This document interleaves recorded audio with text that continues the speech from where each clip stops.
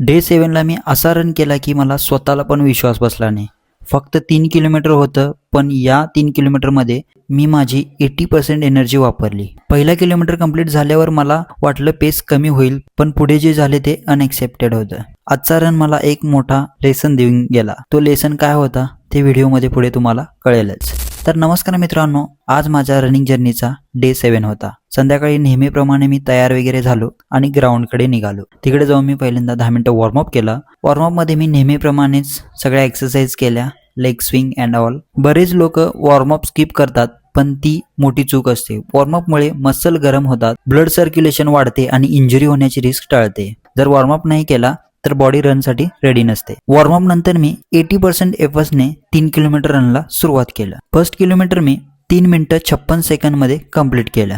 सुरुवातीला body fresh होती आणि पेस चांगला मेंटेन होता, पण या पॉइंटला मी स्वतःला कंट्रोल केलं, कारण रनिंगमध्ये पहिल्या किलोमीटरमध्ये फुल स्पीड लावली तर शेवटच्या किलोमीटरमध्ये स्पीड कमी होते. मला एनर्जी टिकून ठेवायची होती. सेकंड किलोमीटर मी 4 मिनिटांमध्ये कंप्लीट केला. यावेळेस लेगमध्ये थोडा प्रेशर जाणवायला लागला, श्वास जास्त लागत होता, पण एक गोष्ट लक्षात ठेवली, रनिंग करताना स्पीडपेक्षा रिदम इम्पॉर्टंट असतं.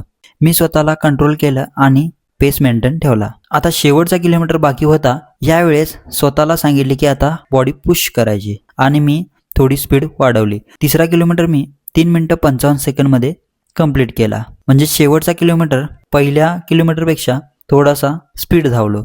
हे बघून मला देखील आश्चर्य वाटलं, कारण आज माझा डे 7 आहे आणि मी आत्ताच इतका धावायला लागलोय. तर मित्रांनो, रनिंगमध्ये काही गोष्टी तुम्ही देखील लक्षात ठेवा. रनिंग करताना बॉडी सरळ ठेवा, खूप पुढे किंवा मागे वाकून पळू नका. त्यानंतर हात 90 डिग्री अँगलमध्ये ठेवा. हाताची मुवमेंट चांगली असेल तर रनिंग इफेक्टिव्ह होतं.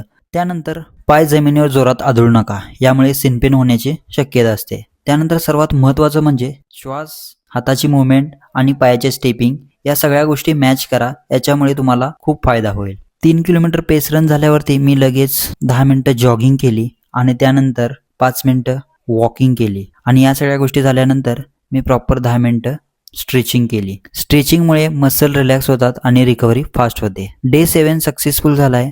डे 8मध्ये मी अजून एक स्टेप पुढे जाणार आहे. तुम्हाला काय वाटतं मी पुढे काय करणार आहे? कमेंटमध्ये नक्कीच सांगा. भेटूयात डे 8मध्ये. जय हिंद.